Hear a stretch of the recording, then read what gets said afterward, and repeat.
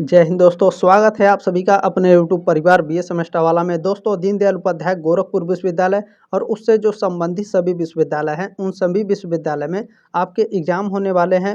B A first year first semester geography के यानी भूगोल के पेपर का नाम है फिजिकल जियोग्राफी। अच्छा, एग्जाम कब होने वाला है? 28 दिसंबर 2024 को, यानी कल एग्जाम होने वाला है। पेपर कोड क्या है जियोग्राफी का? GEO 101F। ठीक है, ध्यान रखेंगे। और इस क्लास में पिछले 3 वर्षों में जो आपके एग्जाम हो चुके हैं उसका मैं क्वेश्चन पेपर आपको देने वाला हूं। आप लोग बहुत ही निराश हो गए थे कि सर जी लग रहा है क्वेश्चन पेपर लेकर के नहीं आएंगे, तो ऐसा नहीं है। बिल्कुल भी आपको चिंता करने की आवश्यकता नहीं है। यदि आप बी ए सेमेस्टर वाला के साथ जुड़े हैं तो मैं आपको कभी भी निराश नहीं करूँगा। बी ए सेमेस्टर वाला कभी भी निराश आपको नहीं करेगा। ठीक है, 2023-24 शास्त्र क्वेश्चन का पहले हम लोग पेपर देखेंगे, उसके बाद देखेंगे 2022-23 शास्त्र में जो पूछे गए थे, उसके बाद 2021-22 में जो क्वेश्चन पूछे गए थे। इन तीनों वर्षों में जो क्वेश्चन पूछे गए हैं सबको हम लोग कवर करने वाले हैं, बिल्कुल एकदम बहुत ही ज़बरदस्त तरीके से। लास्ट तक सारे क्वेश्चन देखिएगा, एक एक क्वेश्चन एकदम आराम से देख लेंगे ताकि एक भी क्वेश्चन आपका छूटने ना पाए। बहुत ही ज़बरदस्त तरीके से आज की ये क्लास होने वाली है। ठीक है, चलिए क्लास को स्टार्ट करते हैं।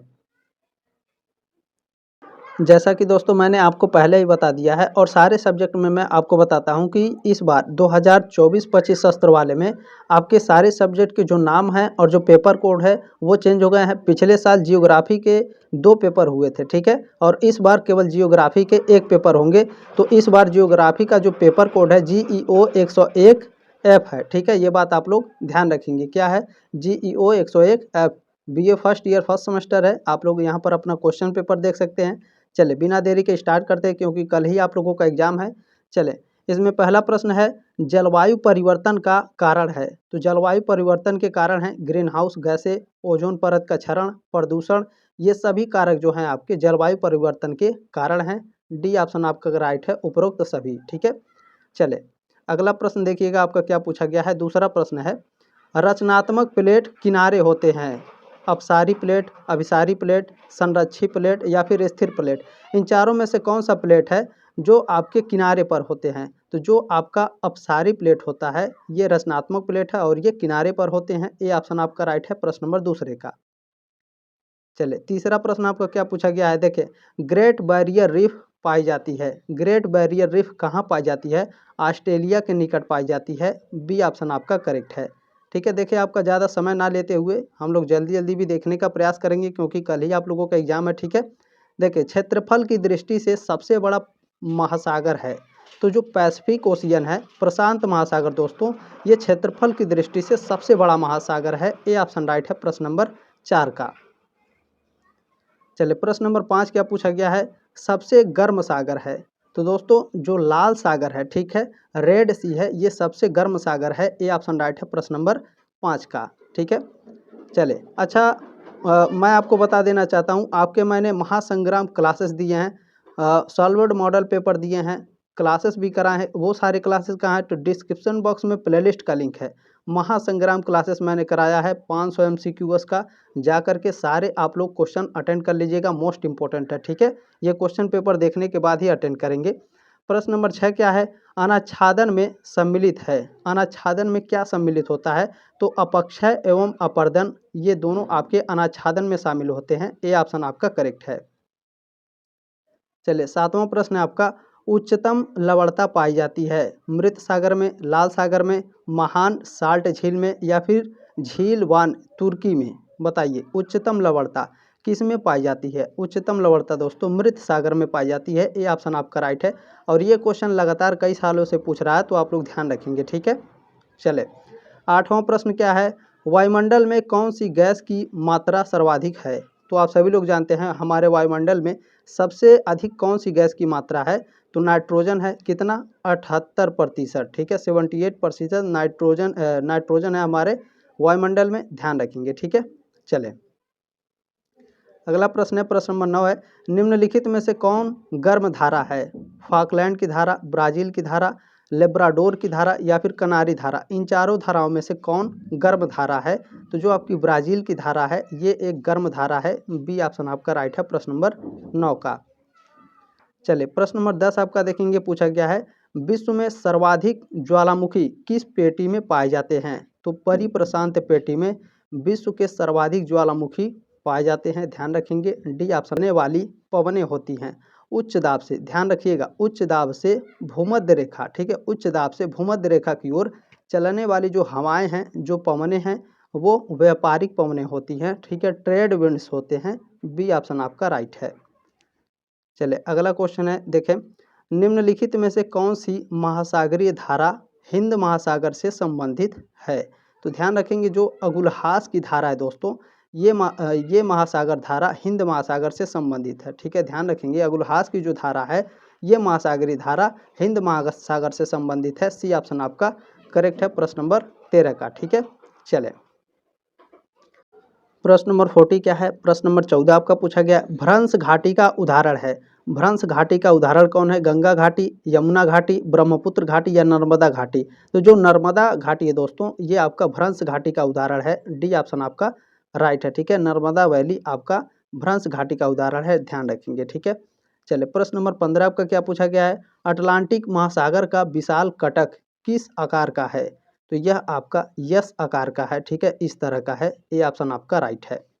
चले अगला क्वेश्चन है, प्रश्न नंबर 16 आपका पूछा गया है, गल्फ स्ट्रीम है। दोस्तों गल्फ स्ट्रीम क्या है? तो गल्फ स्ट्रीम एक महासागरीय धारा है, ठीक है, एन ओशियन करंट है। सी ऑप्शन आपका राइट है। चलिए अगला क्वेश्चन है, प्रश्न नंबर 17, जब दो प्लेटें एक दूसरे से टकराती हैं तो उस किनारे को कहते हैं? जब दो प्लेटें दोस्तों, ठीक है, एक दूसरे से टकराएंगी तो उसके किनारे को क्या कहा जाता है? उसके किनारे को कहा जाता है अभिसारी। डी ऑप्शन आपका राइट है। चले अगला क्वेश्चन है, प्रश्न नंबर 18 देखेंगे, क्षोभमंडल में ऊंचाई बढ़ने पर तापमान क्या होता है? क्षोभमंडल में अगर ऊंचाई बढ़ेगी तो जो तापमान होगा वो घट जाएगा, ठीक है, बी ऑप्शन आपका करेक्ट है। यानी भूकंप की कौन सी लहरें सबसे तेज होती हैं? तो ध्यान रखेंगे, जो प्राथमिक लहरें होती हैं भूकंप की, ये सबसे तेज होती हैं। ए ऑप्शन आपका राइट है। चलिए प्रश्न नंबर 21 क्या है? अश्व अक्षांश से कौन सा अक्षांश संबंधित है? तो 30 डिग्री आपका संबंधित है। ए ऑप्शन आपका राइट है, ठीक है। अश्व अक्षांश से कौन सा अक्षांश संबंधित है? तो 30 डिग्री अक्षांश आपका संबंधित है। ए ऑप्शन आपका राइट है। अच्छा, वीडियो को बिल्कुल भी स्किप नहीं करना है, ध्यान से सुन लीजिए जो मैं कहने वाला हूँ। जितने बच्चे हैं बिल्कुल भी स्किप नहीं करना, केवल 15 सेकंड में आपका लेने वाला हूँ। क्या देखें, ये नंबर आप लोग नोट कर लीजिए, ठीक है, 7607574584, ठीक है, ये मेरा व्हाट्सअप नंबर है। एग्ज़ाम हो जाने के बाद आप लोग इसी पर क्वेश्चन पेपर सेंड करना है आप सभी को। ऐसा क्यों? देखिए, आपके जो सीनियर थे क्वेश्चन पेपर मेरे पास सेंड किए, मैं आप लोगों को दिखा रहा हूँ, ठीक है। तो जब आप सेकंड सेमेस्टर में जाएंगे तो जो आपके सीनियर आपके पढ़ रहे हैं, ठीक है, जो पढ़ चुके हैं सेकंड सेमेस्टर में, उन्होंने मेरे पास क्वेश्चन पेपर भेजा है। तो जब आप सेकंड सेमेस्टर में जाएंगे तो मैं आपको सेकंड सेमेस्टर का क्वेश्चन पेपर दे दूंगा, ठीक है। तो जब आप फर्स्ट सेमेस्टर का क्वेश्चन पेपर देते हैं तो आपके जो जूनियर बच्चे आएंगे तो मैं उनसे कह सकूँगा कि ये आपके सीनियर बच्चों ने आपको दिया है पढ़ने के लिए, ठीक है। तो प्लीज़ अपना क्वेश्चन पेपर इस नंबर पर आप लोग सेंड कर दीजिएगा, ठीक है, 7607574584, इस नंबर पर आपको अपना क्वेश्चन पेपर सेंड करना है, ये बात आप लोग ध्यान रखेंगे। चले प्रश्न नंबर 22 है, किस जलधारा को हम्बोल्ट धारा के नाम से भी जाना जाता है? तो दोस्तों जो आपका पेरू की धारा है इसे हम्बोल्ट की धारा के नाम से जाना जाता है। ए ऑप्शन राइट है प्रश्न नंबर 22 का। चलिए प्रश्न नंबर 23 आपका पूछा गया, मोस्ट इंपोर्टेंट प्रश्न है, भू संतुलन शब्द सर्वप्रथम किसके द्वारा प्रयोग किया गया था? क्या भू संतुलन शब्द, ठीक है, ये किसके द्वारा सबसे पहले प्रयोग किया गया? तो डटन के द्वारा सबसे पहले इसको प्रयोग किया गया था। सी ऑप्शन आपका करेक्ट है। प्रश्न नंबर 24 आपका पूछा गया है, दक्षिणी गोलार्ध में पवन बाईं ओर क्यों मुड़ जाती हैं? तो पृथ्वी के घूर्णन के कारण जो दक्षिणी गोलार्ध में पवनें होती हैं वो बाईं ओर मुड़ जाती हैं। सी ऑप्शन आपका राइट है। चले अगला क्वेश्चन है आपका, ध्यान से देखने का प्रयास करेंगे।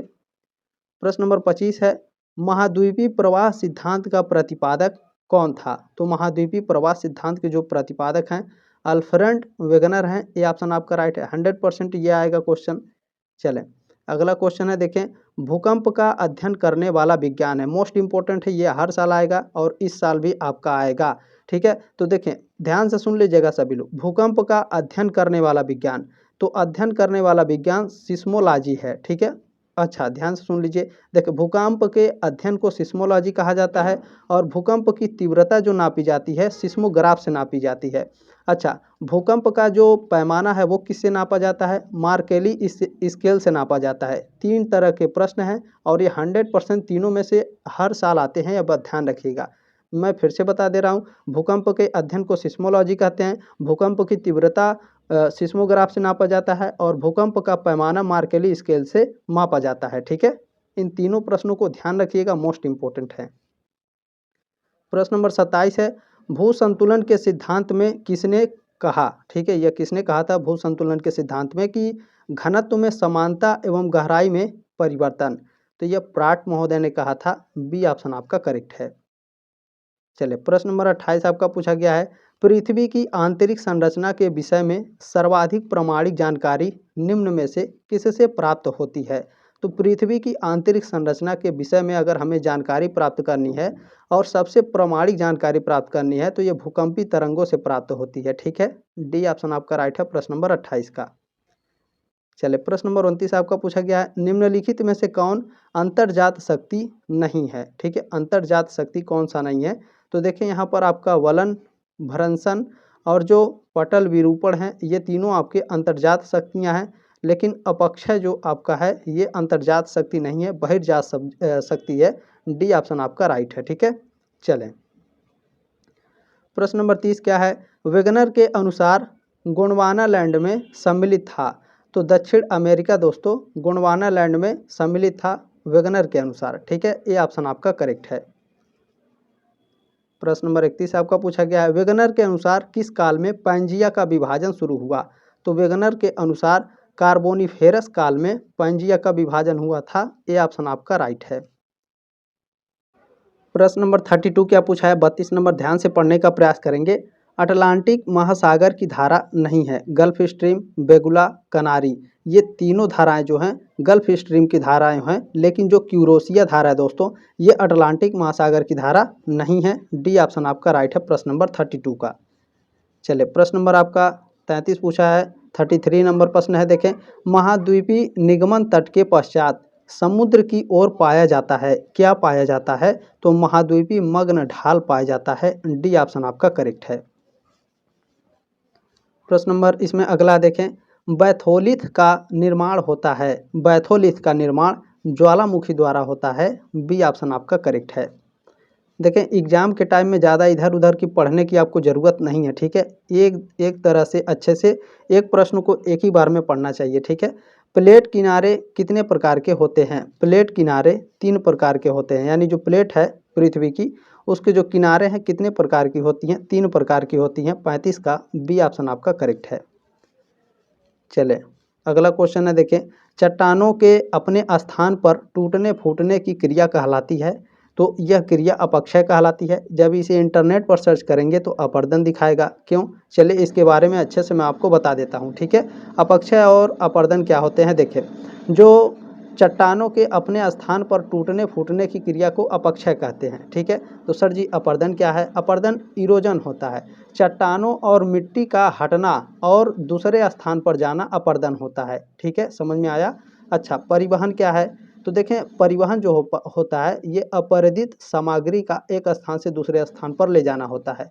निक्षेपण क्या होता है सर जी? तो परिवहन के बाद सामग्री का किसी स्थान पर जो जमना होता है वो निक्षेपण होता है। ठीक है, अब समझ में आया अपर्दन और अपक्षय में? ठीक है, तो कभी भी कंफ्यूज नहीं होना है, ध्यान रखेंगे। डी ऑप्शन आपका करेक्ट है। चलिए, प्रश्न नंबर 37 क्या है, चिनूक कहाँ की स्थानीय पवन है? तो जो चिनूक है दोस्तों संयुक्त राज्य अमेरिका की स्थानीय पवन है। बी ऑप्शन आपका राइट है।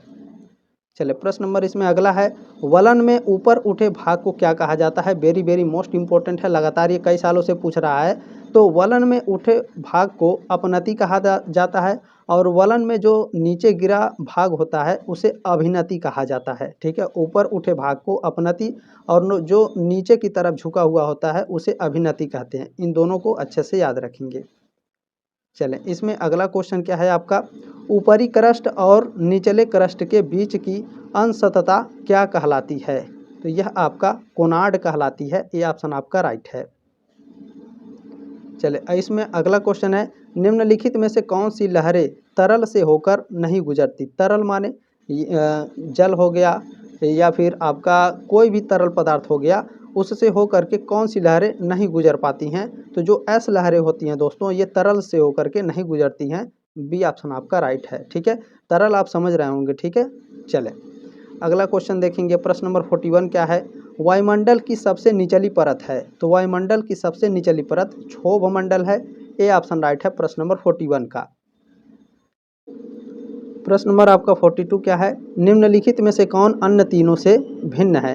तो देखें, क्रेटियस, जुरेसिक और ट्रियासिक ये तीनों एक हैं, और जो आपका प्लीस्टोसीन है ये आपका अलग है। कैसे सर जी? तो देखिए, क्रेटियस, जुरेसिक और ट्रियासिक ये आपका त्रैसिक, जुरासिक और क्रेटियस क्रमशः ये मेसोजोइक युग के 3 प्रमुख कालखंड हैं।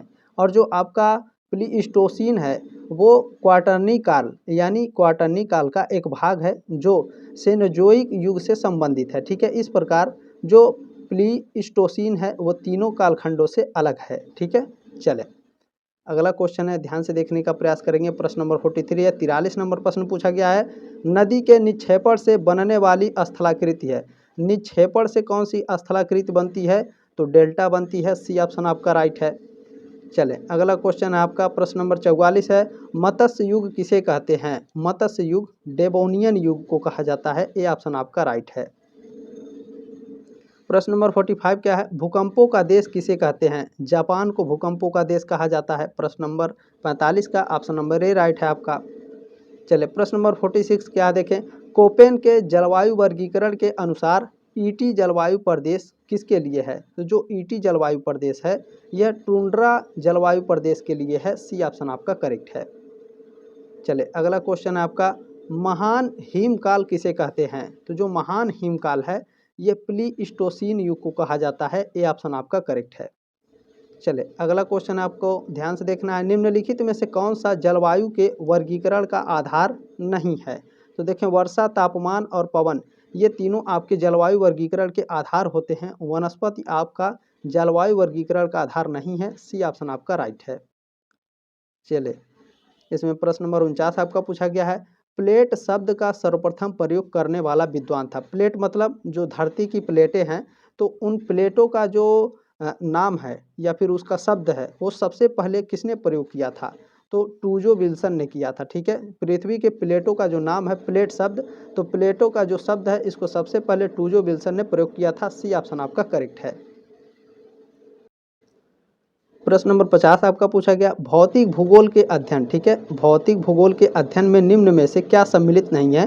तो देखें, स्थल, वायुमंडल और कृषि ये तीनों आपके भौतिक भूगोल से संबंधित होते हैं। समुद्र जो है दोस्तों ये आपका भौतिक भूगोल से नहीं संबंधित है। ठीक है, क्या नहीं संबंधित है या नहीं सम्मिलित है?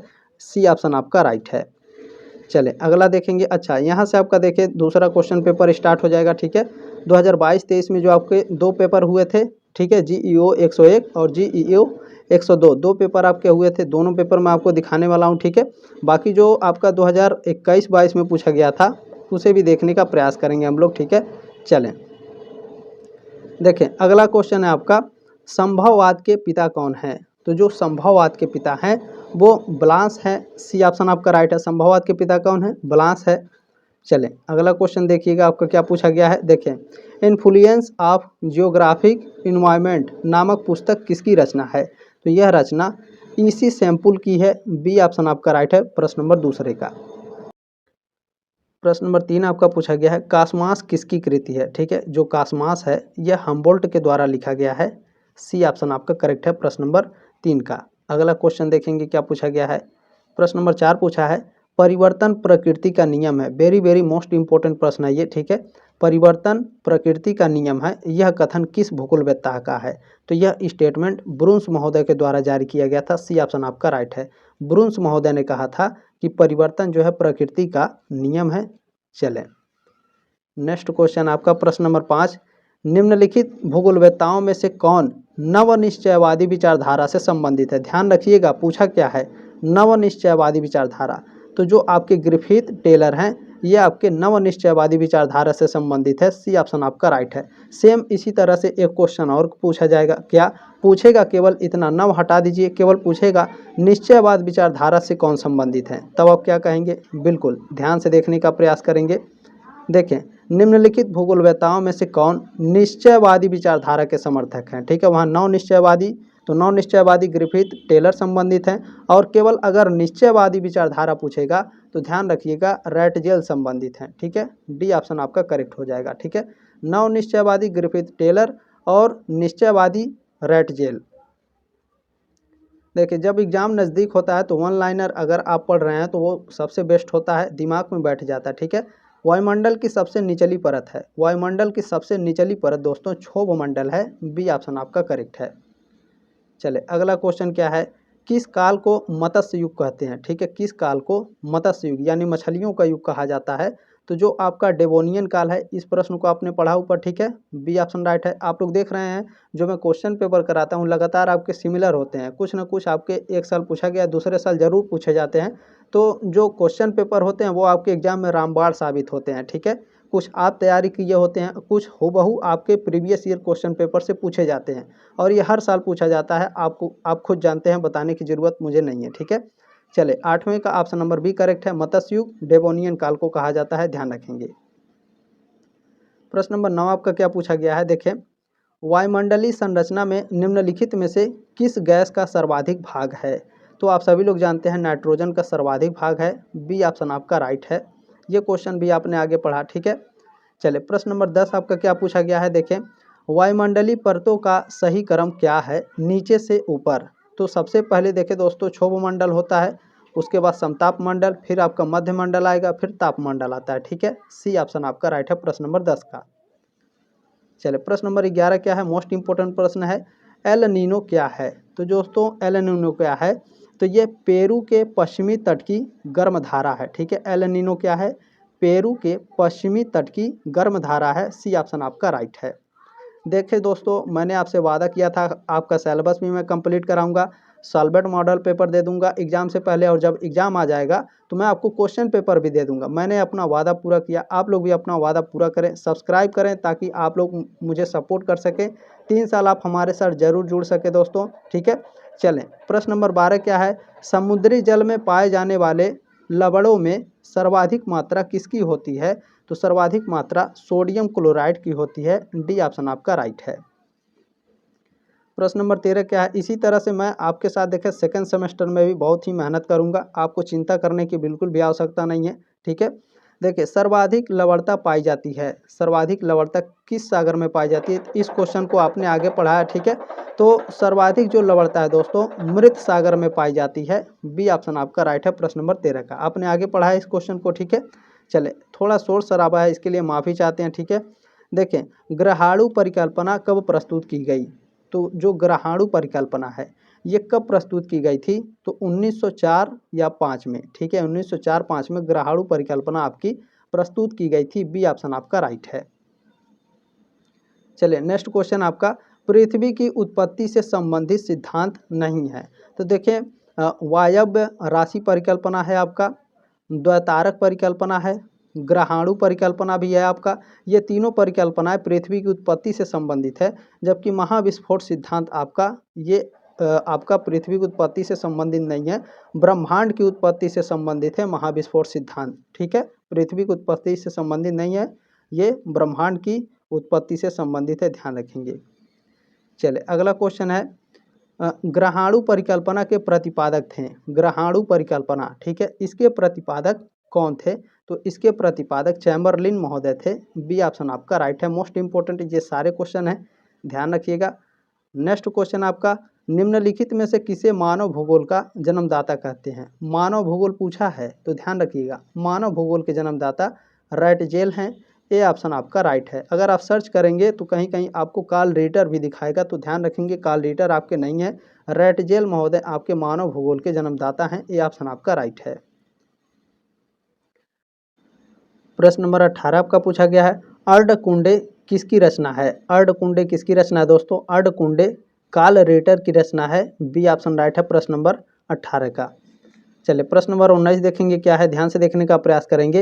एंथ्रोपोजियोग्राफी नामक किसकी रचना है? तो ये रचना रेटजेल की है। ये ऑप्शन आपका राइट है प्रश्न नंबर 19 का। चलिए नेक्स्ट क्वेश्चन आपका 20 नंबर, पृथ्वी की उत्पत्ति विषयक लाप्लासा की परिकल्पना का नाम है, क्या नाम है? निहारिका परिकल्पना नाम है। डी ऑप्शन आपका राइट है। नेक्स्ट क्वेश्चन क्या पूछा गया है, ज्योग्राफी शब्द का प्रयोग सर्वप्रथम किसने किया था? ज्योग्राफी शब्द का प्रयोग सबसे पहले किसने किया था? इरेटोस्थनीज ने किया था। सी ऑप्शन आपका राइट है। नेक्स्ट क्वेश्चन आपका, वैज्ञानिक आधार पर पृथ्वी की उत्पत्ति को सर्वप्रथम समझाने का प्रयास किसने किया था?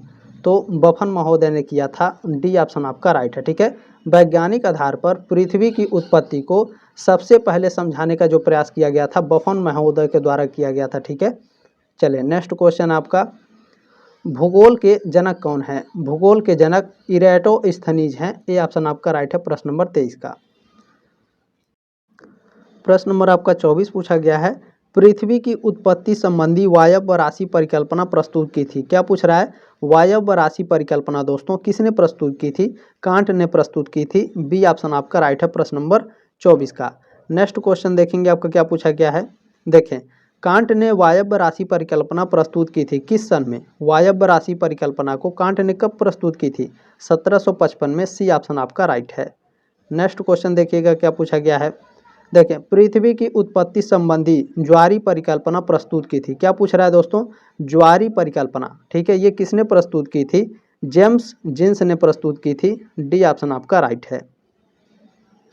नेक्स्ट क्वेश्चन है, द्वैतारक परिकल्पना है, द्वैतारक परिकल्पना ज्वारी परिकल्पना है। ठीक है, द्वैतारक परिकल्पना क्या है? द्वैतारक परिकल्पना जो है ज्वारी परिकल्पना है। बी ऑप्शन आपका राइट है।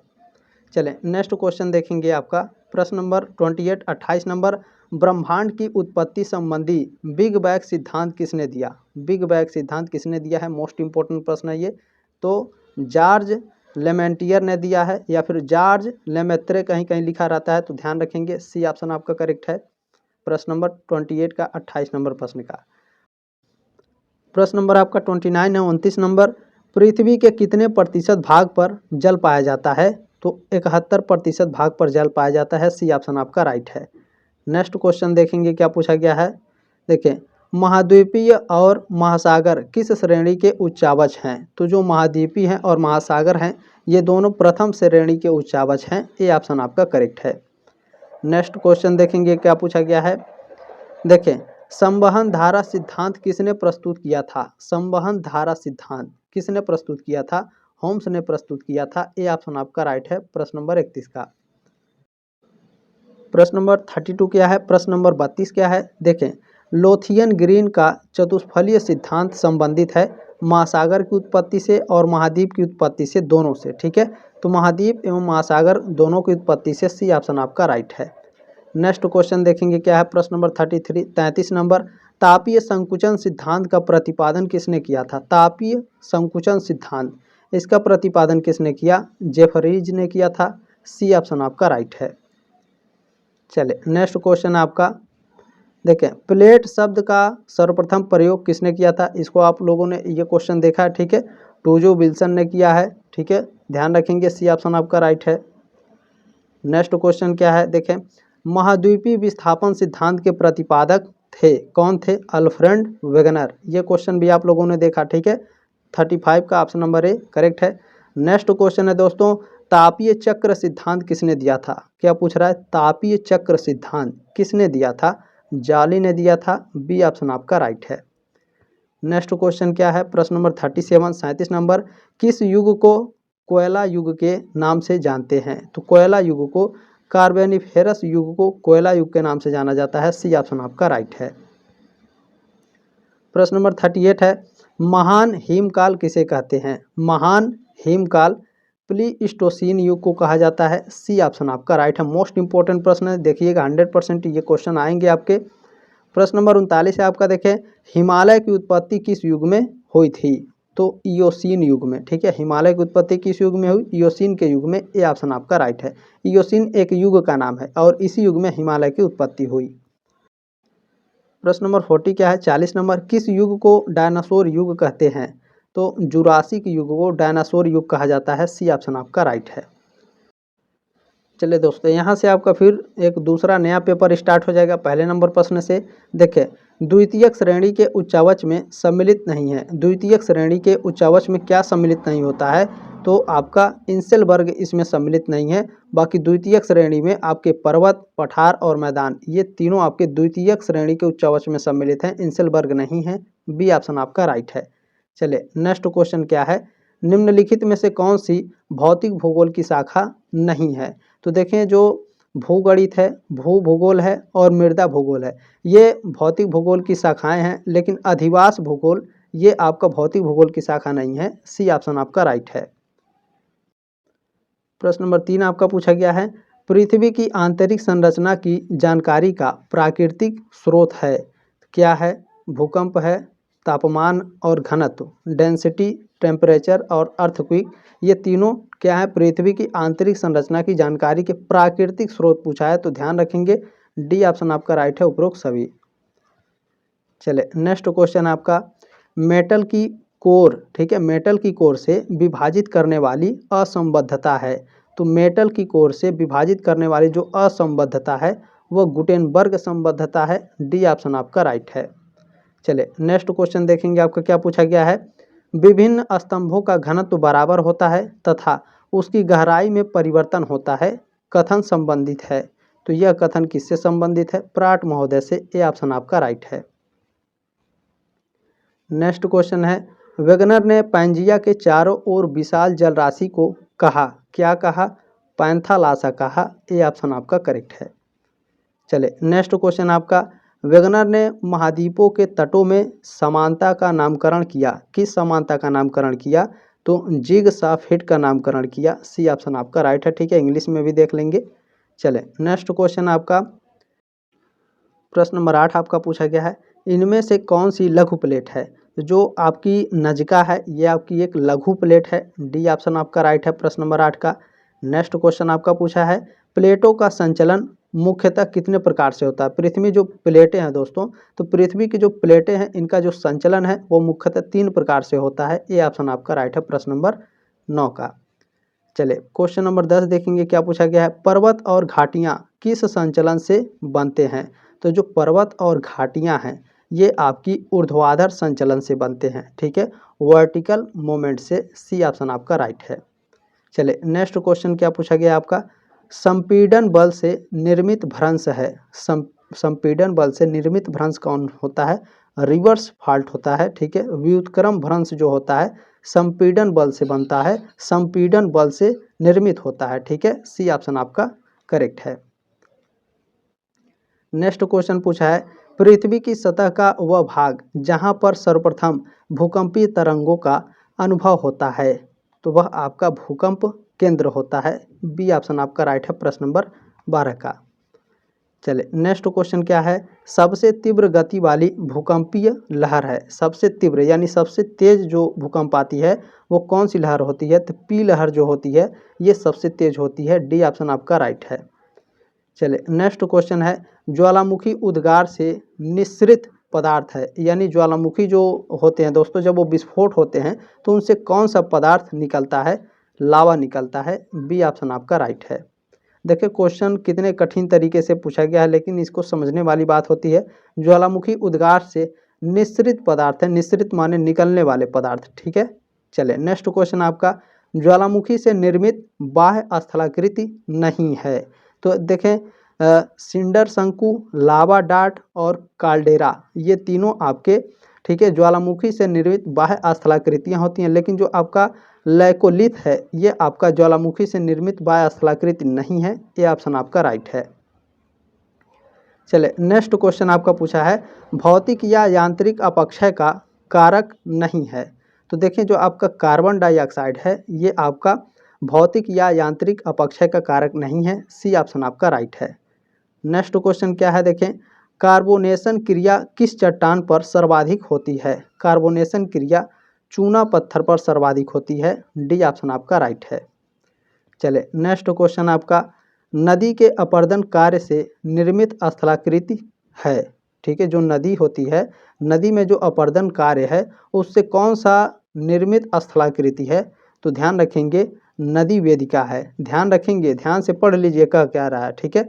नदी के अपर्दन कार्य से, इसको याद रखिएगा, अपर्दन कार्य से। जब नदी का अपर्दन कार्य पूछेगा तो नदी वेदिका आपका राइट आंसर होगा। अब अगले प्रश्न में देखिएगा, आपके डाउट क्लियर हो जाएंगे। नदी के जीर्णावस्था में निर्मित निक्षेप जनित स्थलाकृति है। तो जब जीर्णावस्था में निक्षेप जनित आपका पूछे तो ध्यान रखिएगा इससे डेल्टा का निर्माण होता है, ठीक है। सी ऑप्शन आपका राइट है प्रश्न नंबर 19 का। नेक्स्ट क्वेश्चन आपका दोस्तों, भी आकार की घाटी का निर्माण नदी की किस अवस्था में होता है? तो नदी की युवा अवस्था में होता है। ए ऑप्शन आपका राइट है। चले नेक्स्ट क्वेश्चन है, ओजोन परत अवस्थित है, ओजोन परत कहाँ स्थित है? समताप मंडल में। बी ऑप्शन आपका राइट है। चले नेक्स्ट क्वेश्चन आपका, वायुमंडल में परिवर्तनशील गैस नहीं है। तो देखें जो जलवाष्प है ये वायुमंडल में परिवर्तनशील गैस नहीं होती है, बाकी नाइट्रोजन, हाइड्रोजन और कार्बन डाइऑक्साइड ये तीनों वायुमंडल में परिवर्तनीय गैस होती हैं, जलवाष्प नहीं होता है। बी ऑप्शन आपका राइट है।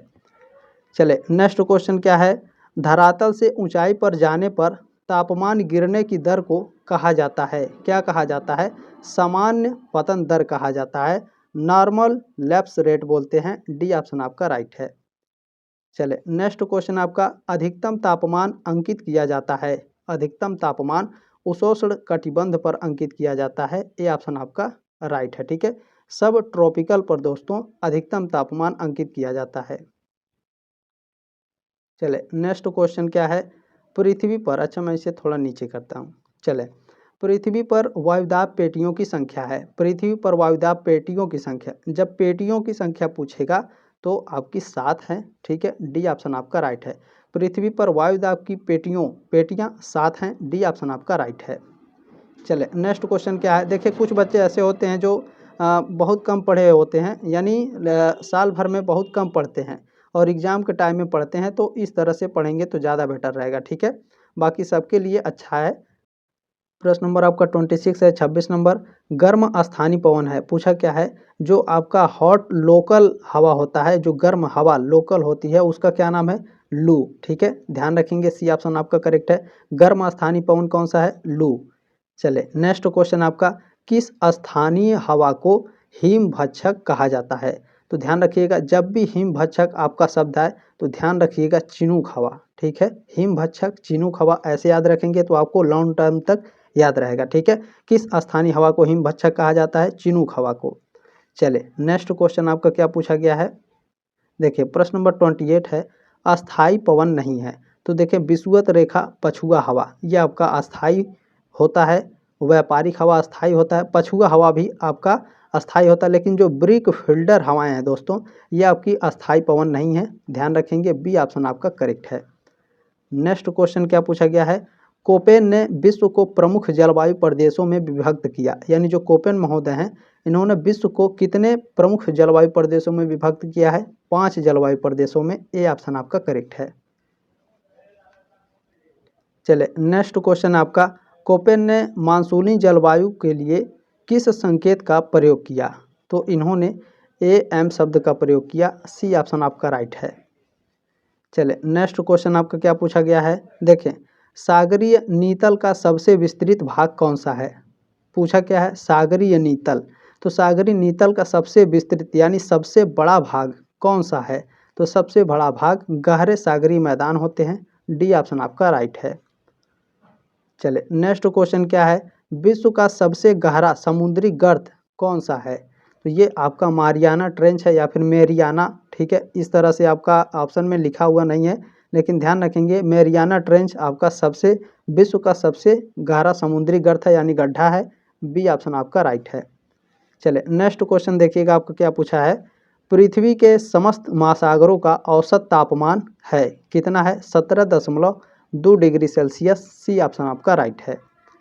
नेक्स्ट क्वेश्चन क्या है, निम्न में से क्या सागरीय जल में सर्वाधिक मात्रा में पाया जाता है? तो सागरीय जल में दोस्तों सोडियम क्लोराइड सर्वाधिक मात्रा में पाया जाता है। ए ऑप्शन आपका राइट है। इस क्वेश्चन को भी आपने देखा, ठीक है।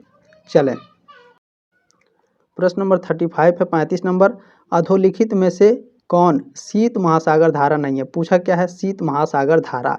तो देखिए कनारी धारा, और जो हम्बोल्ट धारा है और जो आपका ओयासियो धारा, ये तीनों आपके शीत धाराएं हैं। लेकिन अगुलहास की जो धारा है दोस्तों, ये शीत महासागर की धारा नहीं है। ध्यान रखेंगे, डी ऑप्शन आपका राइट है प्रश्न नंबर 35 का। नेक्स्ट क्वेश्चन क्या है देखें, मैक्सिको की खाड़ी से उत्पन्न होने वाली जल धारा है। तो जो आपका गल्फ स्ट्रीम धारा है ये मैक्सिको की खाड़ी से उत्पन्न होती है। बी ऑप्शन आपका करेक्ट है। चलिए नेक्स्ट क्वेश्चन क्या है, प्रवाल भित्ति को आकृति के आधार पर विभाजित किया जाता है, कितने भागों में? 3 भागों में। ए ऑप्शन आपका राइट है। चले नेक्स्ट क्वेश्चन क्या पूछा गया है, ध्यान से देखेंगे, प्रवालों के विकास के लिए औसत सागरी लवणता होनी चाहिए, कितना? तो 26% से लेकर के 27%। बी ऑप्शन आपका राइट है। चलिए नेक्स्ट क्वेश्चन है, युति वियुति या सिजीगी की स्थिति में आने वाले ज्वार को कहते हैं, तो इसे दीर्घ ज्वार कहा जाता है। ये ऑप्शन आपका राइट है। दोस्तों ने जो आप प्यार और सपोर्ट दिए हैं इसके लिए बहुत बहुत धन्यवाद। इस नंबर पर आप लोग क्वेश्चन पेपर जरूर भेज दीजिएगा, ठीक है। चले इस नंबर पर आप लोग क्वेश्चन पेपर जरूर भेजेंगे, आपसे रिक्वेस्ट है इसी पर आपको भेजना है, ये व्हाट्सअप नंबर है, ठीक है। चले बिल्कुल भी चिंता करने की आपको आवश्यकता नहीं है। और जो महासंग्राम मैराथन क्लास है उसे आप लोग जरूर देख करके जाइएगा, ठीक है। चले ये लास्ट क्वेश्चन है, ज्वार भाटा की उत्पत्ति से संबंधित स्थैतिक तरंग सिद्धांत का प्रतिपादन किसने किया? तो हैरिस ने किया। सी ऑप्शन राइट है प्रश्न नंबर 40 का। जल्दी मिलेंगे साथियों आपके नेक्स्ट क्लास में, तब तक के लिए जय हिंद, वंदे मातरम।